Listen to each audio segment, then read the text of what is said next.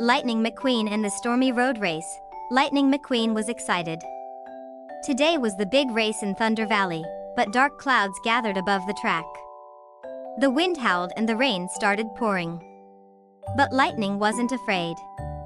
A true racer never backs down, he said confidently.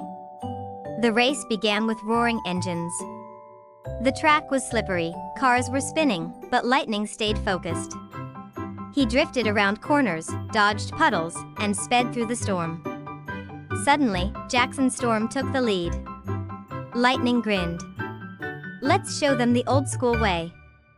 With a powerful boost, he overtook Storm on the last lap. The crowd cheered wildly as Lightning crossed the finish line first. Covered in mud but smiling, Lightning proved that courage and determination always win, even on the stormiest road.